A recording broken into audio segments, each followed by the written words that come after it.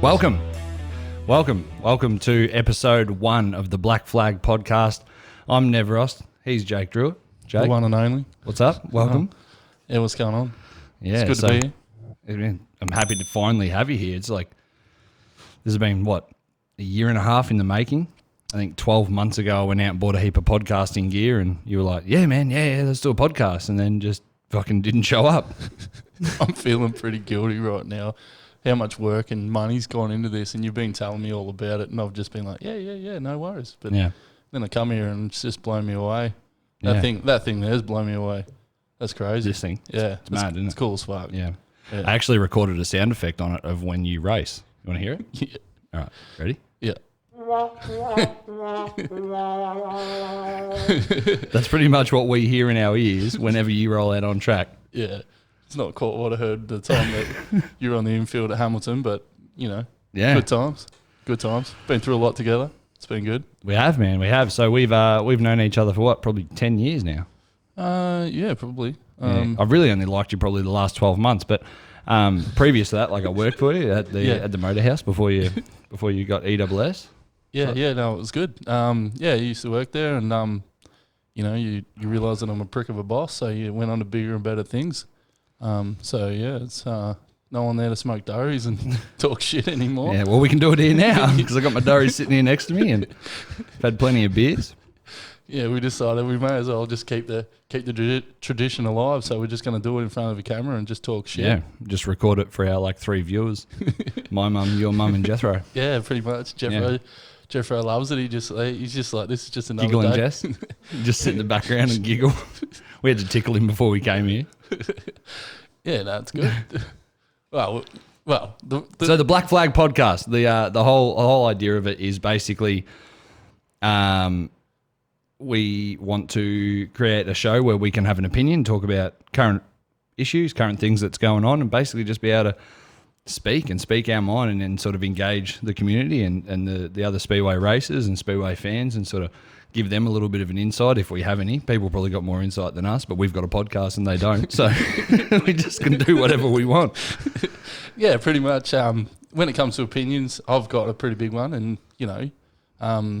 there's a few it's more. It's probably the only time you've ever said I've got a big one. If the only person I know that with more opinionated than me is probably Dingo, but I don't think he'd be too keen to come on here. So no, it's good. We're just going to talk some shit, throw some ideas around. It's just something that Speedway doesn't really have at the moment. I think too, we have to be careful of Speedway Australia's code of conduct and their social media policies, and they should have it. They definitely should have it. Because sometimes people get a little bit carried away, but in the same time, people still need to be able to have an opinion. No different to sort of how the footy show with Sam Newman. If the AFL brings in a new rule and Sam Newman doesn't agree with it, he can get on the footy show, or used to get on the footy show and say, that's a shit rule. Doesn't mean that it's going to change. He doesn't say it with any malice. He doesn't say, this person who created the rule's an idiot, and he doesn't go after him like that. He just turns around and says, for the integrity of the sport, I don't agree with it. And it's only his opinion.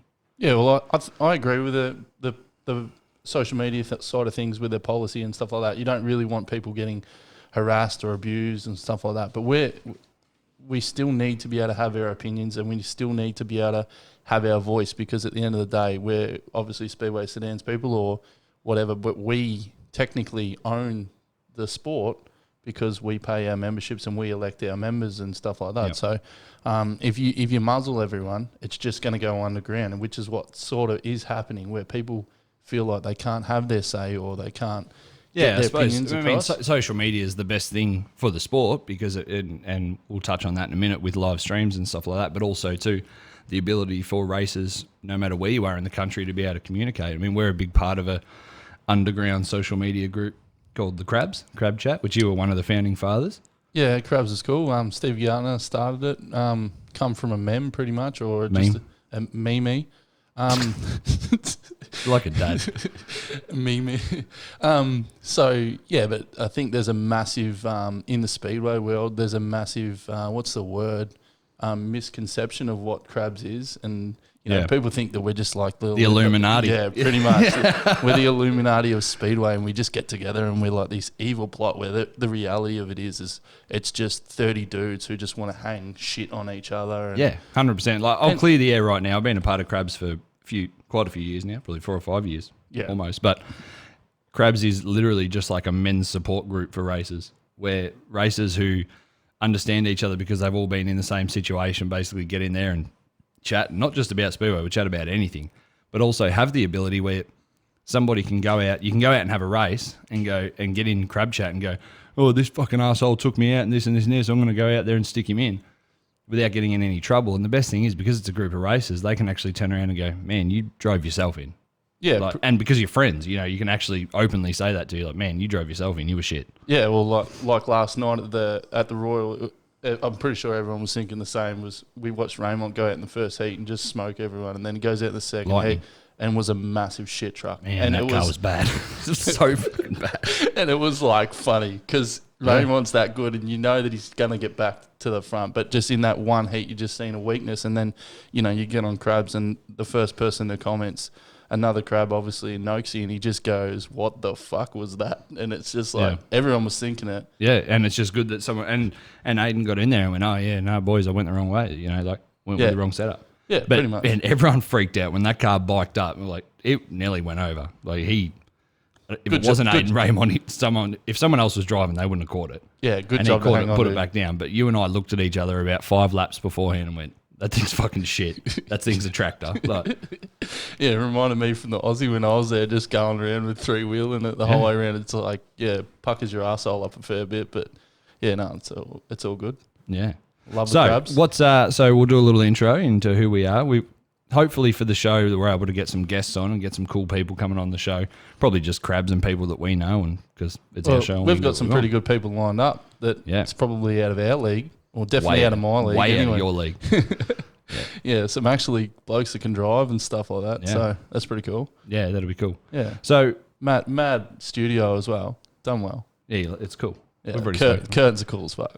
Yeah, I don't really want to talk. So, all right, real quick, we'll talk about these curtains. If you're looking at these curtains and you're looking behind Jake and you see that there's like wall showing, I ordered 6 meter long black curtains and we got 3 meter long blue curtains that I just had to sort of tech screw to the wall behind us. And so don't buy curtains off wish.com. Just a little heads up. Yeah, and it made me piss myself the day you come in super stoked about our new logo for the podcast, and then you roll in. And you know what? I'm going to use it on social media just for the start of the show. Yeah. The logo, I went on Fiverr.com, which is like the Wish for graphic designers. I got some little Cambodian graphic designer who's like, I'll give you what you want, you give me money. So I did. And I gave it to him. I sort of told him what I want. He got it. And I was like, you know what, bro, that'll do because we want to just do the podcast and I need it because we were going to project it onto this TV. That's why there's nothing there.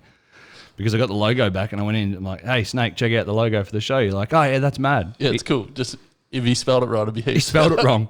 It had 1 G. I messaged him. I'm like, hey, mate, like the design, but we've just noticed that it's missing a G. He goes, you approve it. You pay me. It's done. It reminds me of one of my favourite stories of Speedway at the time when Span rolls up with racing on his trailer when he's just done his new stickers and he had that spelt wrong. You know what? Like that's a man who cops a heap of shit. And like we talk about social media, people going after people. Jason Foe, Span, as he's affectionately known, is the most passionate Speedway racer in the country. Yeah, I'll fight anyone who said he loves it, and he's got a good heart, and he wears it out on his sleeve. And but brings a lot on himself. A lot of it, he deserves a lot of the shit that he gets. But some people get a little bit carried away. Span does, for a while was doing his own stickers, and quite often would be spelt wrong. Yeah, it was funny. It was funny. Yeah, but that's what we like. I love that sort of stuff because that's the stories. Like a bit about that. That's what it's all about. The banter, like you can talk about race meetings and shit like that, and who won here, who won there. But a lot of the stuff we remember is the shit that happens off the track, the funny stuff that happens around. Yeah, and that's what I want this show to be about. I don't even want to get just racers on the show because all they're going to do is talk about themselves, like you do. I'm happy to get the dude who sits there and has opened the gate at Redline Raceway for 30 years and he's seen some shit both on the track and in the pits and around the facility and come in and just go blur, because so many people know these people at their local clubs and they've got these mad stories, and unless you're there, you don't hear them. And when that person goes away or passes away or whatever, the story goes with them.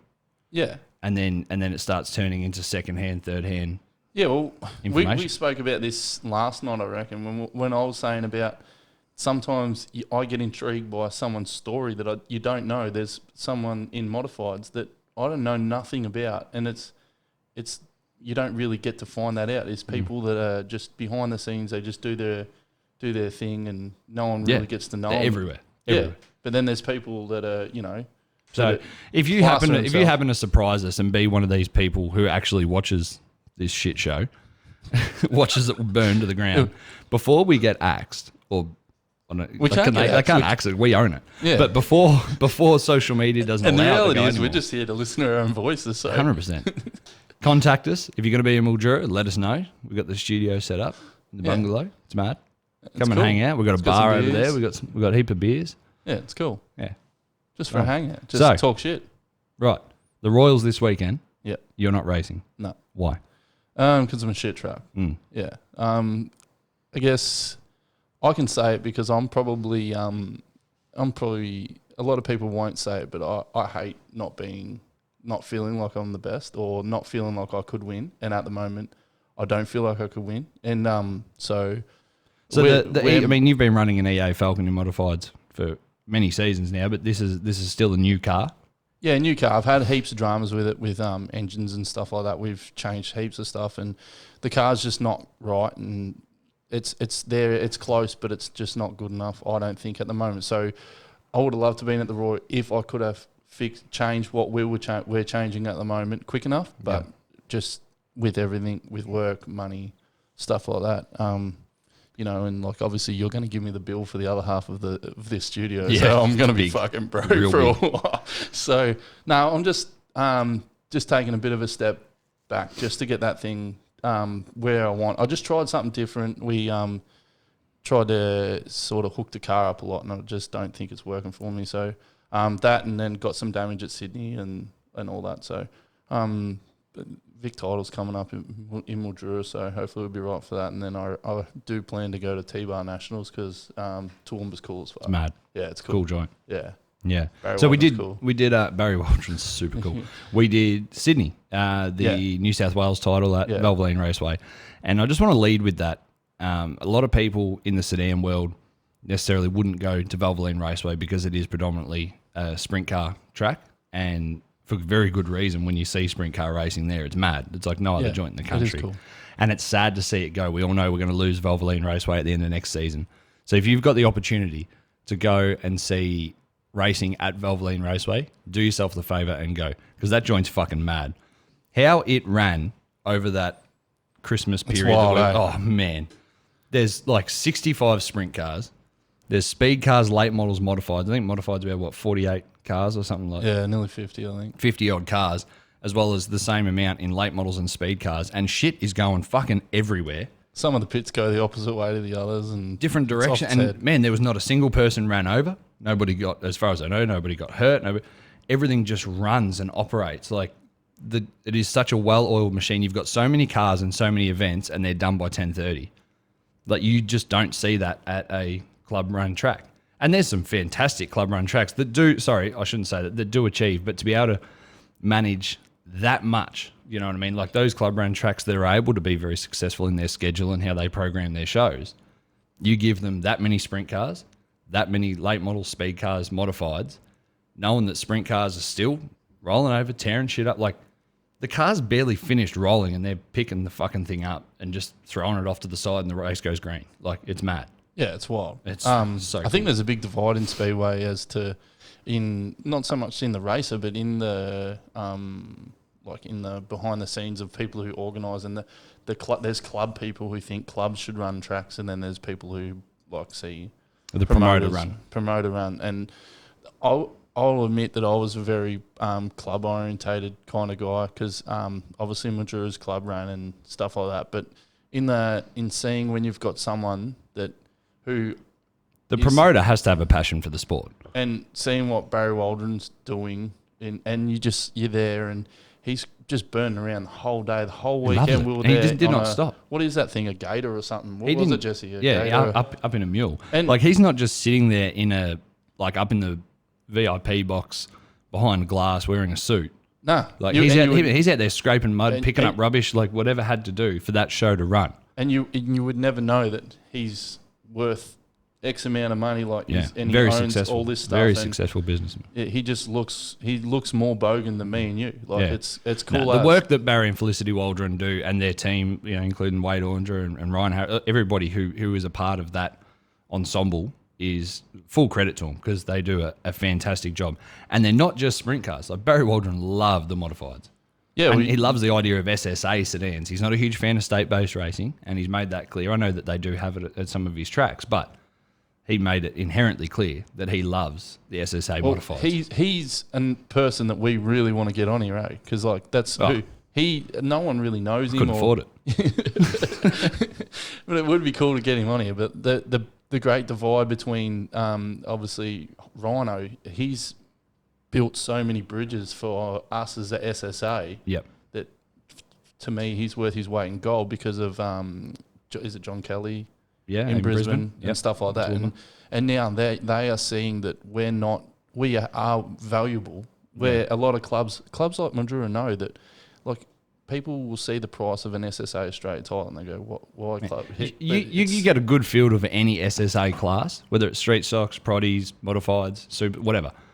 They're going to put on good racing. Junior sedans, man. You see like an Australian title for juniors, the racing's just as entertaining and just as quality as all the senior classes.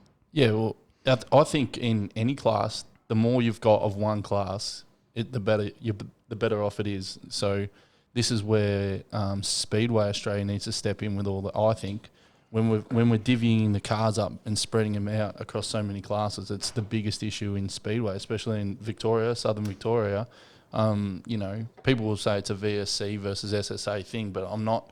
I'm more about just limiting classes in general, whether every if you show up to a meeting and you've got 40 in one class and then you see the best 20 cars in the final, that doesn't matter what it is. Yeah. Even if it's AMCAs. I do agree where with the state-based, there is guys who race state-based classes with state-based cars that are extremely close to becoming a national class. Like, some of the differences between some of these open sedans and their version of modifieds are so close to ours that we could take these drivers, and there is some talent in that, and that their race cars in their own regard are still well built and still well maintained and have all the good shit on them. Get those guys, put them in with modifieds, put them in with the rest of the competition. It's only going to get better and better and better for everybody. Yeah, it is, but you got the problem where some people want to race against a full field and race against the best. Other people want to race against the same 5 dudes and beat the same 5 dudes every time. Yeah, it's simple but as that. It's still hard to just tell. It'd be like if that say state class was taking over and they just said to us, right, all that car that you've got now, you just need to spend another X amount of money and change all this stuff, and then you fit in with us. Yeah, like it's like there's going to have to be a compromise. I think if SSA wants to bring those cars across, at some stage they're going to have to compromise and sort of come to a middle road. And I think they've been doing a good job, and it's not something they can do straight away to consolidate and allow people to see the benefits of SSA and sort of coming over and joining what they considered at the time as the dark side. Well, the biggest thing for me, I think, in Speedway, like when a few years ago, obviously you'll remember when the DN Media took over doing the promotion of the VMPA, and I helped out a lot with you behind the scenes. And the biggest thing, my idea with the VMPA for that year was that we needed to show, people can show up at a state-based race and they can show up, do their 3 heats, they can race their 20-lap final, and they can go home and they can get money, whatever. What makes SSA different to state?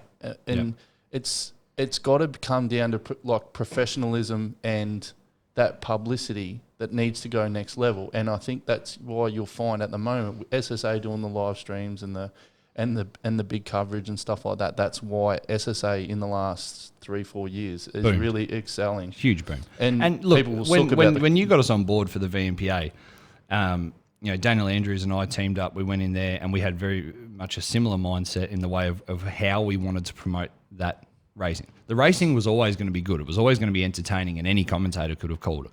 What we wanted to do was promote the drivers, promote the people within the sport, let the racing talk for itself, just get eyes onto it. And I think we were able to achieve that in the time that we spent doing it. Yeah, that's right. And, the VMPA now, we've got Liam Ornger. He's done a fantastic job. Good. Druz did his own thing with Highside Media and promote whatever they are. They did a really good job as well. And I think having more people like that involved in state-focused series for SSA classes, whether it's the MJS Street Stocks, whether it's the Victorian Street Stock Series or the VMPA, or the Tri-Club Series they run up through Queensland and stuff like that with Ryan Harris at the helm, they're the things that are really bringing the class into the limelight and sort of not just sitting in the shadows of sprint cars, which is what it's always been. Yeah, that's right. It's you get more value if you're going to have a series or anything like that, or a race meeting. You can spend, clubs will throw thousands at advertising, no dramas, but then they'll come to on the night, or like someone that can actually do the little bit of publicity on Facebook or something like that, and they'll try and skimp. And I think that's where that become really good. And VMPA was a massive talking point that year, and you would know, and as I do, how many people were messaging in or saying like how good it is. I loved it. Yeah, and it's and they're keeping that momentum for the fans, and it really was for the fans. Yeah. It's great for the drivers to get some more promotion. It means they can sell some merch, they can advertise themselves, they can show off to their sponsors and show the exposure that their sponsors were now getting for their money. Not just to people who actually went to the track, but people who were following through social media. Yeah. But ultimately, it was for the fans, and it was to be able to build a bigger fan base and to continue to grow in that fan base. Yeah, and I think you're seeing that as well with the MJS series with Parsi doing that now. Yeah. Like there's a big push there, and that's becoming better and better, I think. So I would like to see the SSA probably taking a bit more Control of series? No, not control. I would like them that when they've got someone outside their body and as such, say Parsi, who's doing the MJS, I would like to see the SSA try and chip in to help. Yeah, to assist them. Yeah, because and that's the thing is that, I mean, the SSA is only so big, and they're growing, definitely growing. And Chief, as I said, at the wheel, does a fantastic job. Love him or hate him. There's a reason why so many people have stuck by Chief through the SSA, and why they'll continue to stick by him, because his focus and direction for Speedway sedans is only ever to see it grow and to see it succeed and be successful for the competitors. Yeah. That we don't know every decision they made. Like I remember how when the news come out about Crowe, and it was, and I was, man, I miss Crowe. Yeah, so do I. Like, don't get me wrong, man. I love Rhino. Rhino does a fantastic job, and Smalley's doing a really, really good job on the written media side of things as well. And I think having two people, it was a lot for Crowe to do, especially when he and Jared Ash got together and basically changed Speedway Sedan's promotion, which they did, like when they started doing the SSA Live. Yeah. But it was so much for one man to do. Like, it really was. And now they've been able to divide that up between the two people. But, man, I'll tell you, my favourite thing as a Speedway Sedan fan was to watch events like the Aussie title at Kingaroy, where you got Jason Crowe, who's a stat man. Like, his knowledge is unreal. Like, his knowledge of sedan rate. You can say, hey, Crowe, who won the 2012 Junior Sedan title? He'll tell you where, when, what car they were driving, what lap they did their quickest lap, just off the top of his head. Yeah, the man was a freak with knowledge. But you had Ryan Harris, who's a hype man. Yeah. The crowd love him, the drivers love him. He does have, really, really good car knowledge. He's been involved in Speedway a lot, and the two of them working together was a super team. Yeah, really. No, it was good. That Aussie title, I think it's going to take a long time. Oh, a long time to beat that. Beaten. Yeah, for sure. That was cool, but I do miss Crowe, but we don't know the full story. So, no, we don't. No, and that's probably. And look, Crowe's, and full credit to him. I mean, he's still working. He hasn't stopped. He's still involved in Speedway Sedan racing through Western Australia. Western Australia is now spoilt just to have him pretty much all to themselves, and he's doing his own thing. He's doing a grouse job. Yeah, but it's probably one of the it comes back to one of my gripes with SSA. I'm a massive SSA fan, but we don't really have any sort of been told anything as to why or anything. You don't need to. Yeah, I know, but that sort of Really allows don't. it allows the rumours to run, I guess. Yeah, it does. And look, there probably should have been. I mean, it's only you can't really speculate on the rumours, but at the end of the day, there probably should have just been a press release from SSA straight away that turned around and said this decision was made and why, or not even why. We've made this decision and this is the decision, and we wish all parties all the very best. Yeah, exactly. Crowley's a professional. He's not going to get out there and just spill the beans and spray his emotion around. He's going to sit there and go, yeah, oh, you know. Yeah, well, and as he said, he goes, he had an unreal time at the SSA and what he did, and he knows that he was a massive part of history because, as I said, what he and Jared Ash did, the innovation that they took with SSA Live, put Speedway sedans on the map and set the benchmark for what people now expect. That leads me to my next point, and I'll say this directly at the camera. If you were one of those people who are complaining about paying $30 for Clay per view to watch the Kings Royal, you're an idiot. Straight up. They are. 100%. And that really fucking pisses me off because, man, we've been to events and seen Jared Ash work. That man is a freak. Used to be a racer himself, stepped back. Well, I'm pretty sure he's still got a car. So massive amounts of money. Yeah. To, like, they've got 6 people running around with thousands of dollars worth of cameras, taking all these angles. The man doesn't sleep for like 3 days either side of an event. Well, you just look at how much you've spent just to run this with a couple of cameras in here. Shit. And Jared, if you're watching this, please come to Mildura and fix our setup because these webcams and shit are just no good and I don't know how to do any better. So, but that's and Jake doesn't help me. I do. I'll show up when it's ready to go. You haven't. It's taken me 12 months. This is meant to start before the start of the season. Yeah, but I've been playing iRacing, but. Yeah. Man. Anyway, so. Yeah, no, right. It's the investment. The investment is just huge. The time that he's spent getting ready, the money, and then you got some jerk off. And at the end of the day, if the club does, if there is a profit turn, so there should, and it goes. A lot of it goes to the club that's hosting the event, which means they're going to invest it back into their facility, invest it back into the feature race that you've just enjoyed watching to make sure that it gets better from years to come. There's a reason why the Kings Royal has grown. Drivers will always communicate between themselves and go, this race has grown because it's mad and it's the best ran SSA event and we're going to go do this, this and this. Drivers will always go to those good events. But for a lot of guys who sat at home over the last few years and watched the Kings Royal live on Facebook, it's gone boom.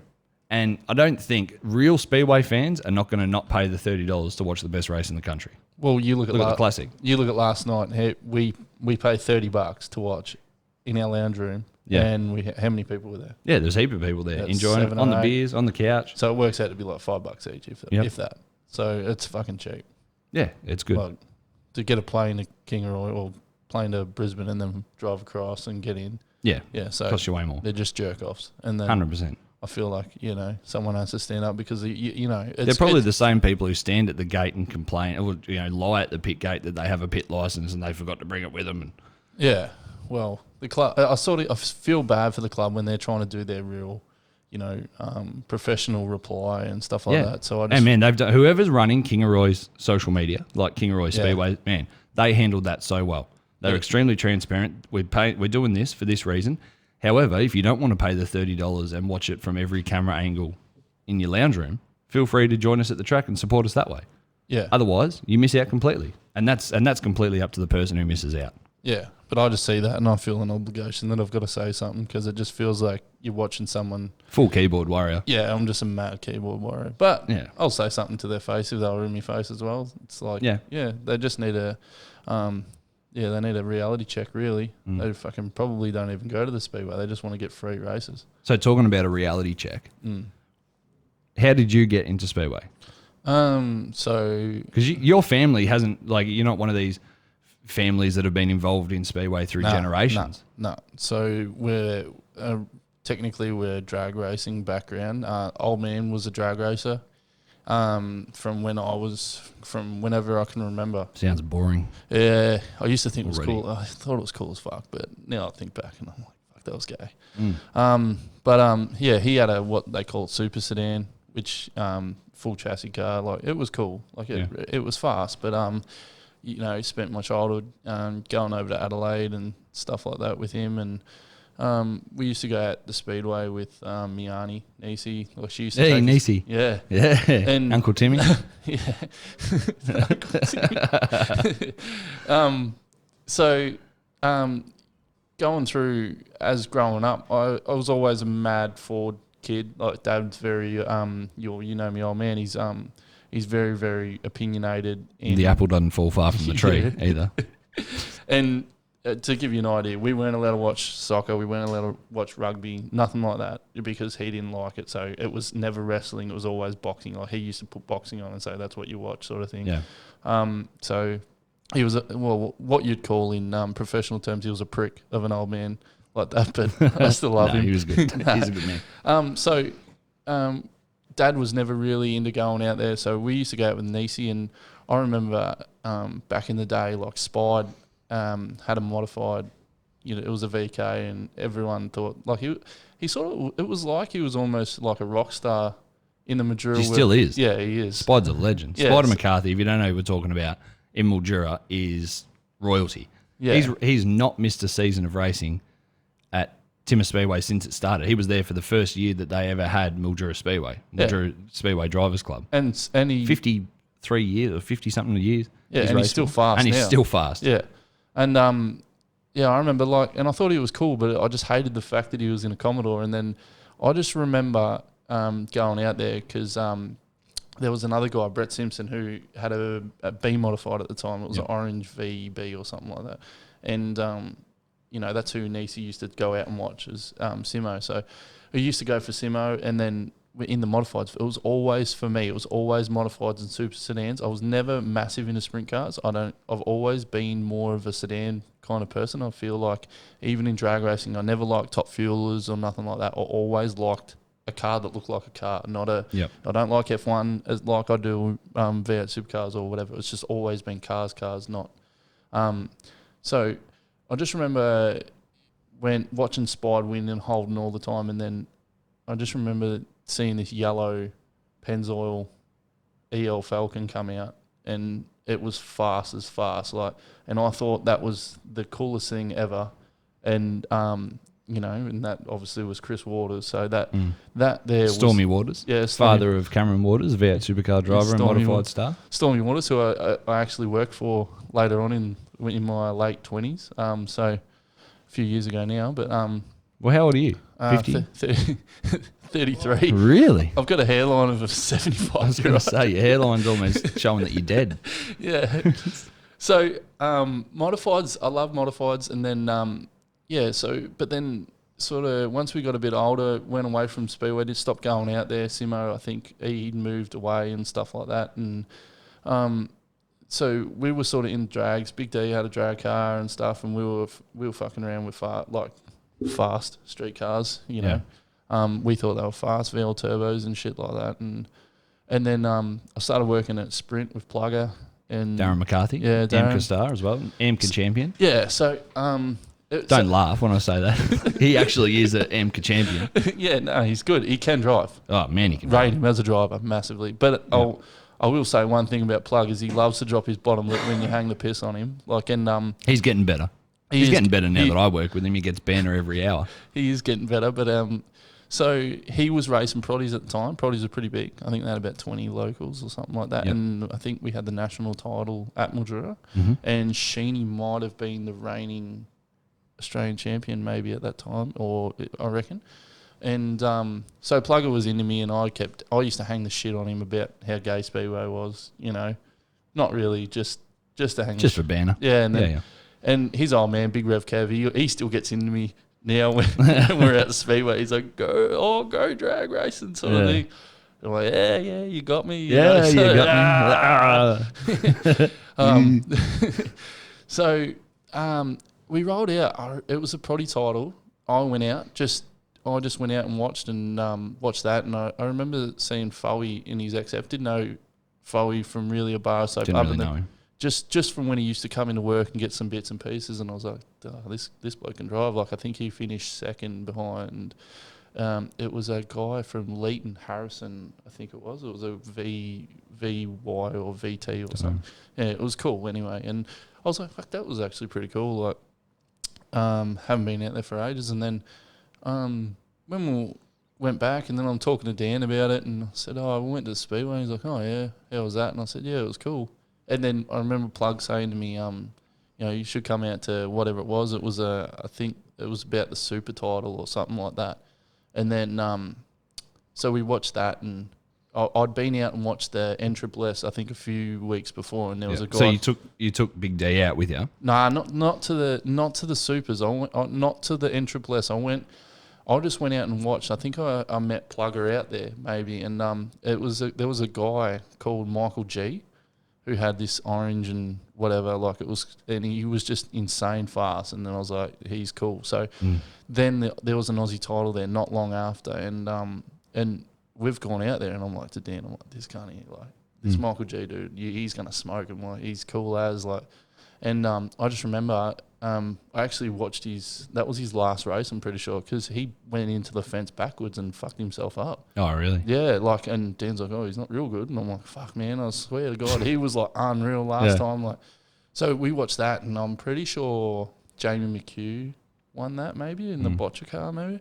It was cool as anyway, and that was cool. So then Dan sort of got a bit interested in it, and then the next meeting we went to was a VMPA round. And that's what sold me and sold Dan like straight away was Blackwell was racing the yellow VZ and Carlin had the green BA. Yeah. And some people might remember it, but Carlin passed Blackwell around the outside on the last lap, and it was like cool. It was just like the tits. Carlin was cool for that. Yeah, he was cool. And he's been trying to go on the outside in a sprint car lately. Just tearing shit up. Yeah. But, and then from that moment, like, it was, so then after that, Dan was like, we've gone back, and then Dan's like, that's Speedway, that's cool, eh? I'm like, yeah, it's fucking sick. So then Big D does what Big D does best and just orders a cage. He goes, I'd love to do it. And I'm like, yeah, it'd be sick, like, I'm there earning fucking $5 an hour. I'm like, I can't build a car, like, I'd love to, and then Dan's like, oh, yeah, so, I've got a roll cage coming. So then it just pulls the trigger. Yeah, he just banged. I can do that. Yeah. He built a stocky, and that's where it sort of started. I've actually got a funny story about me trying to get into Speedway. So yeah, and then after that we like followed around and like with work got to know Smithy, and that's where David Smith. Yeah, and that's where national modified champion. I've just from that moment it's just always for me been modifieds, and I loved Smithy like when he had the Falcon, and then he broke my heart because he went to a Commodore, and then and I got a voodoo doll and stabbed it every night. Like I just hated it. And then we were just driving around following Speedway. We were just like a bunch of fucking fans. Yeah, just we went to the Vic title, and I remember everyone was talking about this junior coming out in mods who was fast as fuck, and we're like, oh yeah, and they're like, yeah, he's in an XF. And I'm like, fuck yeah, that's cool. Like it was just cool. Who was that? Chris Hayden. Yeah, so we went and watched him at Murray Bridge. I think it was the Aussie Stocky title. I think he was racing there, and it was like cool as. And then we went to the Vic mod title that was at Warren. So what was your first car? Well, I got an EL to build a stocky. Yeah. Saved up for a cage. I was going to get Brian Hayden to build the cage. So in the ELs, I got it's like a fucking thing where the gear shifter goes, and I'm like trying to do this car. I've got no fucking clue. I think back now to how fucking stupid I was. It's crazy. Like, I don't know how I wiped my own ass back then. Like, I would have fucked that up. Surely I'd be like Jesse. So we got this shed, and Dan's car's built. He's racing. Dan's going all right, and that, and I'm like, yeah. So I got this red EL from the wreckers, and we like stripped it out, and there's this humping thing, and Dan's like, you got to get that hump out because that's where something to get your seat in, so you can get your seat across or whatever. I'm like, oh yeah, and he's like, yeah, you drill the spot welds out. I'm like, oh yeah, cool. So I was like, fucking back then had no tools. Like I remember I used to have to borrow. Like this is legit. I had to borrow a drill off me brother-in-law to like. That's because you guys can't look after any of your tools. I've seen it now. You haven't gotten any better. Yeah, but we had fucking nothing, man. Like, we're trying to, think back. We're trying to race Speedway, and I literally, needed a drill. So I'd be like, ringing him up, hey, can I borrow your drill? And I'd go get it. And then it's like now you'd be like asking some kind to borrow their hoist for a bit to do something. I'm like borrowing drills and shit. So I'm like to Dan, I'm trying to use these dodgy drill bits, and I'm like, I can't get it. It's fucking shit. And he's like, yeah, just cut it out. And I'm like, yeah, so what? Just cut it out. He's like, yeah, just grab the grinder. I'm like, well, why didn't I do that at the start? He's like, oh, because it's neater if you just like drill it out. I'm like, oh, yeah, all right. And this is like one thing, Plugger always hangs shit on me about this. And then anyway, so I've grabbed the fucking grinder, and I've literally like it's a double layer thing. So you can imagine that the hump of the car goes like that, and then this thing goes around it, and then it's spot welded. So what'd you do?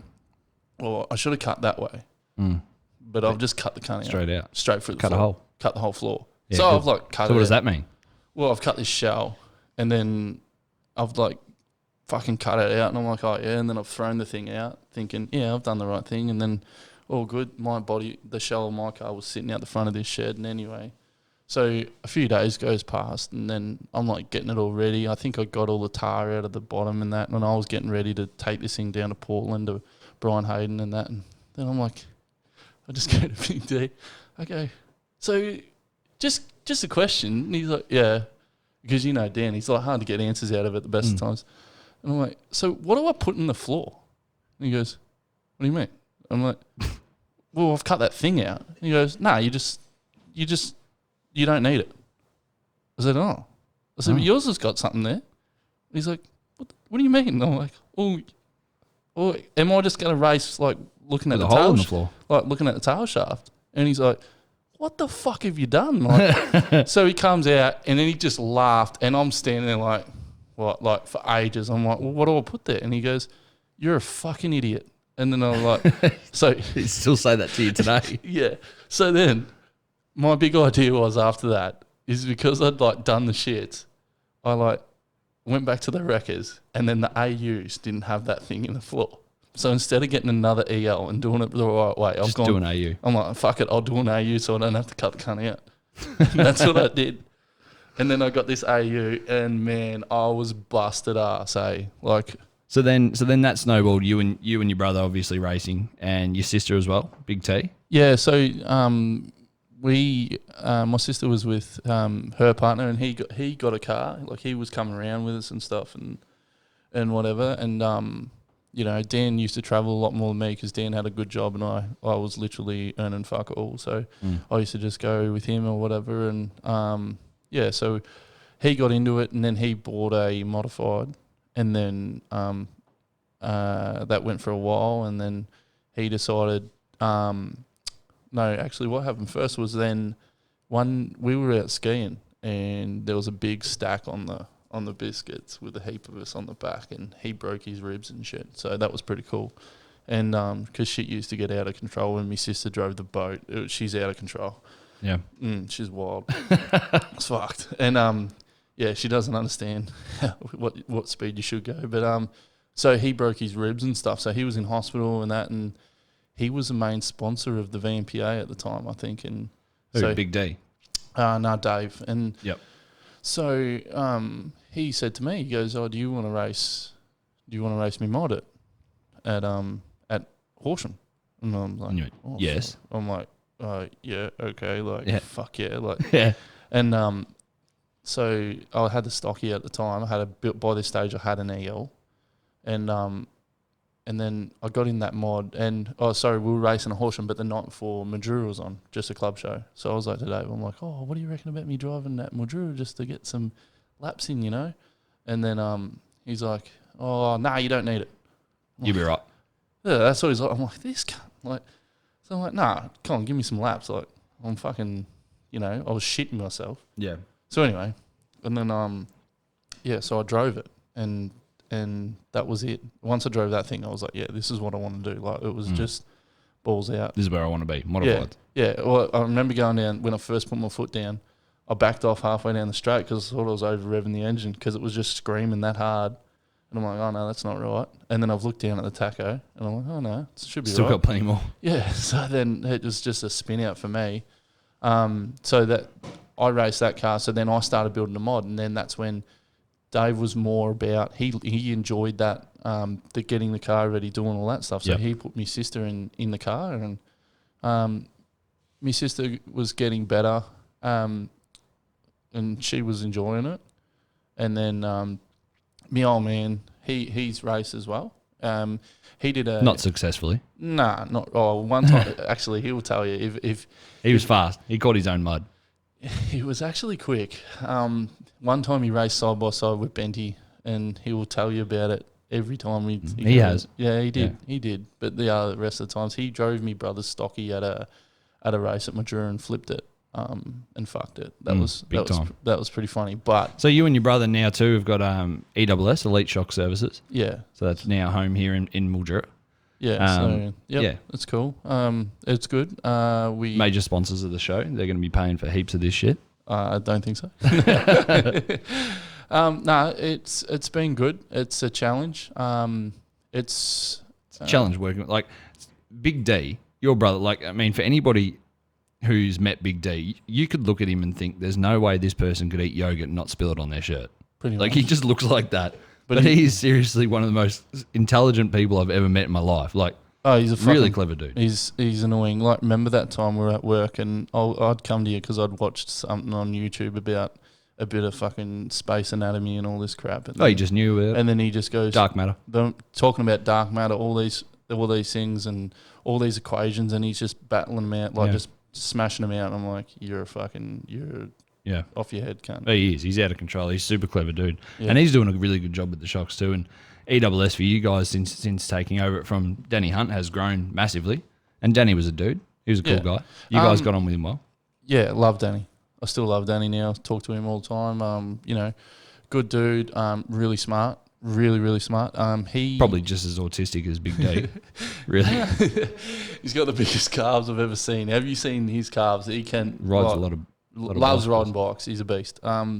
Danny was doing it after hours, and people were getting frustrated, but it's Shock Wars, man. Remember the Shock Wars? Yeah, that shit was crazy. Like, yeah, and that's the one thing about Speedway. Like, it comes from, it's that Holden versus Ford, EWS versus smooth suspension, or people pick their side. Yeah, and once they've got something they like, they just always like if they get on and that's their team. They want to feel like they fly that flag. Yeah, and we've seen it with race suits, race suit war. Like it goes like every single time. Yeah, engine wars. Yeah, so it's good. It's competition, man. The sport has to have it. For you guys to develop better shocks, Squiggles has to develop better shocks too, and you continually push each other and try and find and set the new benchmark each time around. Yeah, and it's not just us. Like we can't just wave a magic wand over and say this is going to make you win races, or it's a two-way street. Like we need the feedback and stuff like that. So, like I always talk about, we thought we had our FGs really good because we would be racing, and we had Geno, we had the Patriot, Mark Jennings, old school. Can't wait to have him on the show, man. He's got some wild stories. But I felt like at the Aussie title at Madura, we really got our pants pulled down because we had the cars good on a roughish track. But the thing with stockies now is, and that track was rough. Oh, that was like Fink. You got a whoop section down the back straight. It was super rough. You got to remember that. Generally, unless the track's going to have no water in it at all, when you've got 140 stockies, it's going to chop up to a beam. Doesn't matter what track it is. So, and Madura was probably rougher, but the year before was Adelaide and that. So I felt like we didn't win the Vic title, but the turnaround that we did for those cars that we were trying for the Vic title, anyone who can compare with Reese Heinrich in the Patriot that had Barry's cover for 95% of the race, and just that it's only that Barry's that good. This, it was only a mistake once. He's that good. Yeah, and he would just capitalise that. It was so even between them two, and that to me felt like we won because we'd gone from being shit trucks to be able to run with Barry to put at least making a something of it. Yeah, making a scratch of him. So let me ask you this: out of all of SSA drivers and classes, Anthony Bear, is he the greatest of all time? You'd have to say yes because he races it all the time and he wins most. But He's the most successful sedan driver of all time. I rate Foey's natural ability. I rate him pretty. Robbie Foe? Yep, I rate him. Two-time national stocky champ, back to back. What he can do in a car is phenomenal. But Jamie Oldfield, it's hard to go past. Like, he gets in anything. Love Jamie Oldfield. Yeah. And he's just... Remember, he came to Mildura one time with the late model. How can a dude be so cool? That's the other thing. Oh, man, he's super cool. Yeah. Comes to Mildura in that late model. I remember I didn't know him from a bar, so I actually didn't really even know much about late models. Yeah. Stood on the fence, and, man, he gave us fucking windburn when he went past. Yeah. That was the coolest 5 hot laps I've ever seen in my life. Still to this day. Didn't even go out and read the track. It was just went out there, just lap. straight out the gate. They pulled the gate shut, and he just got straight on it. Yeah. Mad. That was impressive. And then he's never had any good luck at Mildura ever since then. Yeah, Aussie title, he was so fast and just ripped tyres. Just tearing tyres off. Yeah. So it's always going to be one of them things you'd have to say on results, yeah. But I also rate Caney and Matty Pascoe too, big time. And I rate Aiden. Raymond. Yep. Man, Aiden Raymond, grouse driver. Kai Walters, unreal, deserves A1 to be on his door. Cam Waters, and this is like, once again, we talk about people being a victim of success, where people just don't like drivers because they are successful. Look at Donny Schatz, like 90% of the people who hate on Donny Schatz is because because he always wins, because he's always on the podium. Yeah, tall poppy syndrome. Massive tall poppy syndrome. It's a big thing in and Australia. Cam, it's great. We're at Sydney and we're there with Cam Waters, and Michael Caruso was there as well, another V8 driver, and he was like scraping mud for Cam, and they were just cool, just hanging out. Like there was. To them and to us, there was probably the celebrity sort of part of it had rubbed off. And then they opened the gate at the end of the night, all these fans come through, and there's just a line of people to see Cam Waters. Because it's cool to see a high-profile professional race car driver still racing grassroots because he loves it. It's mad. He does love it. He does love it. Yeah, it's cool. And he's fast. He is fast. Yeah, real fast. Yeah, Trav Shaw's built a really good car once again, which he does. But you know what surprised me the most? Brody Boss. Brody Boss is the biggest fan base I've seen. When we went to this Kingaroy, fan base is crazy. They got like a whole grandstand. Yeah, it's crazy. Like first time we went to Kingaroy, I had all the there was blokes coming up with mullets and no teeth coming up, and they loving me because I'm like they look like Joe Dirt. They're like, you driving the same car I drive. And I'm like, oh cool. Like, EAs. They just I got an EA too. They just upgraded their family bus to you want to see homos naked to the new EA bus, so they thought I was cool. And then like, oh no, man, just Brody Boss. They just love him. Like, love him. But I gotta admit, like, I love him too. He is a cool dude. Like, I cop a bit from the pundit, and I can take it. And then you just see he cops it as well. It's weird that you pick on yourself. Oh fuck off! Are you the pundit? No. Show me that tattoo. Show that tattoo to the camera right now. Mm-hmm. Sure looks like the pundit. Yeah, it's anonymous. It's Guy Fawkes. So like, it's got a lot of meaning. It's sort of what's the word? Anonymity. Fuck. You sound like Nemo trying to sound where he, Jesse, say where he lives. A nominee? No, I don't know. And like anonymous, anonymity.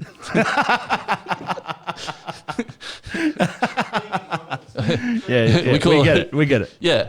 But it is funny. I've actually, I will admit, I've sent some stuff into the pundit, and he's. So you know who it is. Oh, well, they. I heard he was a non-binary. I heard they were a non-binary. Well, I'll tell you something funny because I play a bit of iRacing. So yeah, you do. Yeah, you spent $20,000 on a simulator. You'd want to play a lot of iRacing. There is a car on iRacing that's got the pundit all over it. So someone's doing it. So so you're saying if you want to know who the pundit is, get on iRacing and keep an eye out for liveries. And it ain't me because I can't do memes. You're not.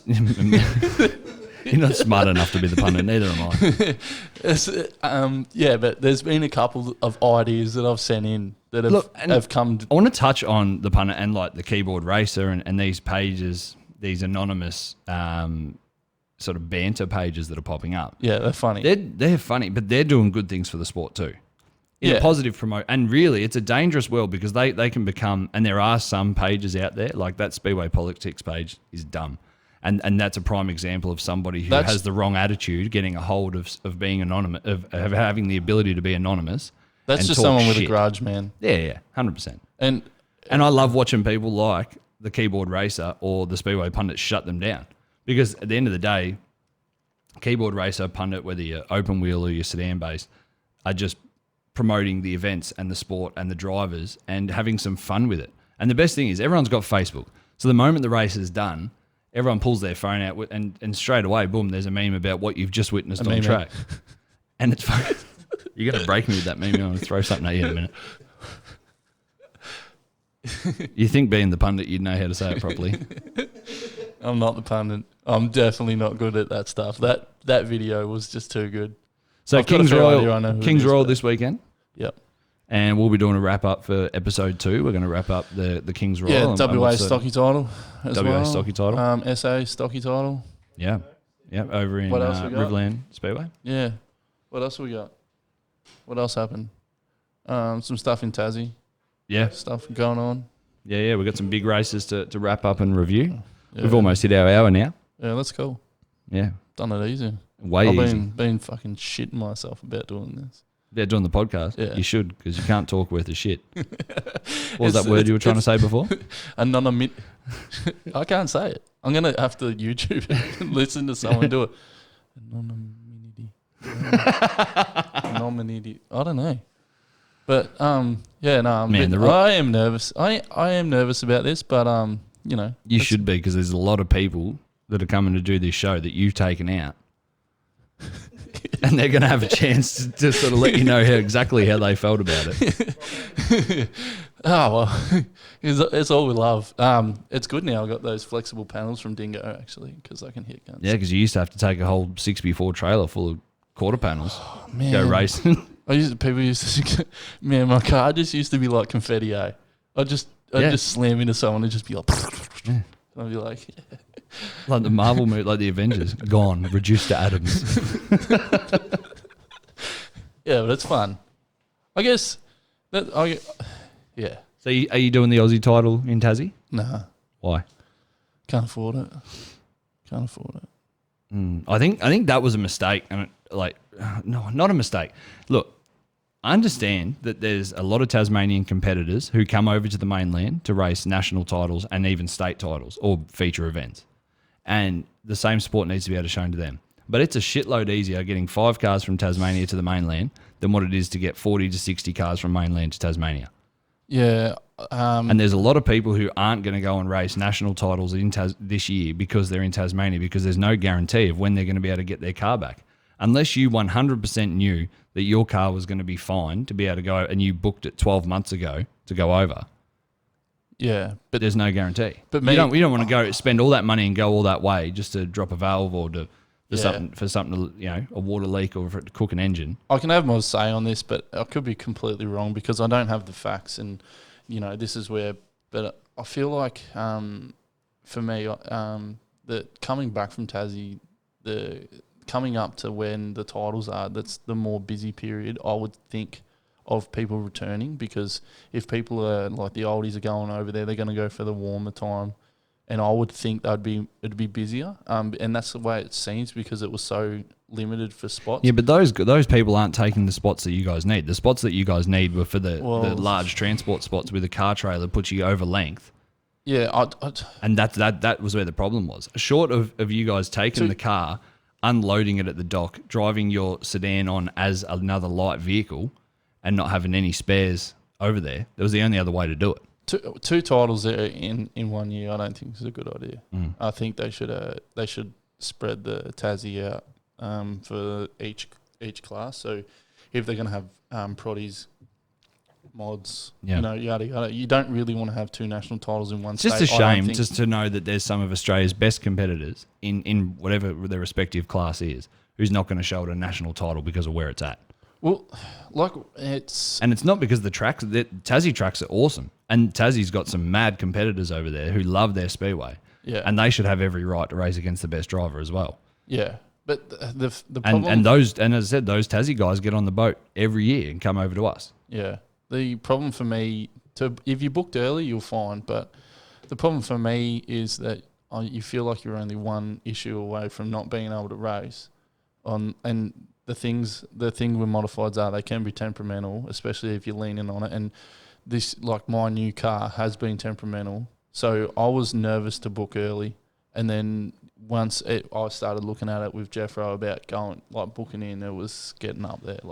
you know, it was close to, what was it, Jeffro? $4,000, $4,500 to get over and back, and then were you guaranteed a ride home? Yeah, like so you would have had the car home in time for. Oh no! Vic I would title have no. It would have. It was going to put me behind. I reckon I was going to miss Easter. The Murray Magic. Yeah. Yeah. But you know, you could have done the Aussie and the state there, but then that 4.5 turns into $10,000 at least, because especially the way you drive. Yeah, like tearing front ends out. two sets of panels. It's a funny story. I went over to Tassie with the Stocky. When was that? That was 5 years ago or something. And I did the Aussie at Carrick, and I smashed the K-frame out. Night 1, then night 2, we had a new K-frame. I smashed that one out, fixed it for the state title at Latrobe, and then put another K-frame. I kept bending the bottom arm and the bottom arm bolt that I couldn't get it out. So I was like just pretty much dropping. Could be worse. Your brother goes to races with bottom arm bolts with no nuts on them, just tapes it up. Yeah, that was pretty wild, actually. That's probably one of the dumbest things I've ever seen. And then takes that car and starts the A main at the Aussie, and then falls asleep like on the dummy grid. Yeah, so for a stable genius that he is, he's actually a really lazy dumb cunt sometimes.